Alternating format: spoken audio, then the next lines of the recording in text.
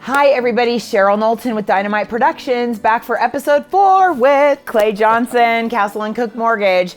Okay, today we're going to talk about when is a good time to refinance to actually pull some cash out. I remember back when I was in mortgage, starting in 1999, people using their home as an ATM machine. Yeah. And sometimes it was great if people had the discipline to cut up the credit card or not run the home equity line back up again. That's exactly the secret. And so we're seeing that again, like we've talked about in this leading up to this week.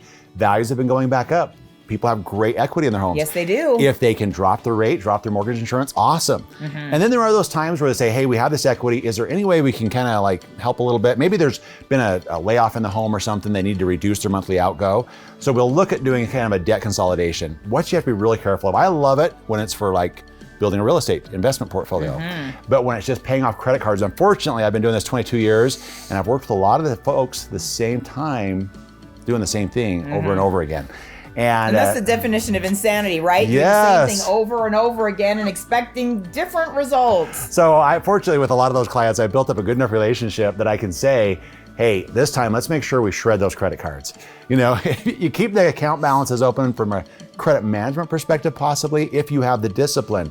But based off our experience last time, it may not be the best idea. And there's other cases where it can make a lot of sense for folks to do that. But, you know, in the past, we saw people doing it to invest in a lot of these real estate investment groups. Yes. It didn't go so well. Did not. We're seeing some of that pop back up a little bit. It's just making sure we're doing that from a wise economic perspective and that we know we're gonna have the discipline to make this a long-term, important and effective decision. Absolutely. So the biggest rule of thumb that I found personally and professionally in helping a lot of individuals navigate these decisions, if you come up against a real estate investment group or scheme or some kind of thing that you think is such a great idea that you don't want to share it with anybody, that's a good and that's a good time to talk to somebody, a really good solid mortgage professional who's going to help you navigate those decisions, or even a financial planner or an accountant who's going to help you figure out your tax bracket and make good decisions. If it's really, really a good thing, don't hide the idea. That's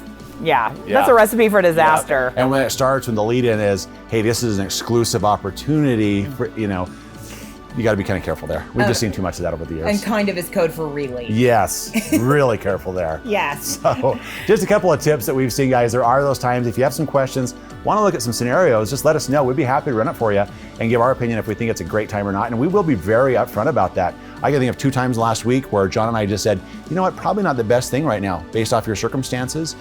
We're in this business, like I said, 22 years the long haul. We want to do things that are right for people, and we know that's going to come back around.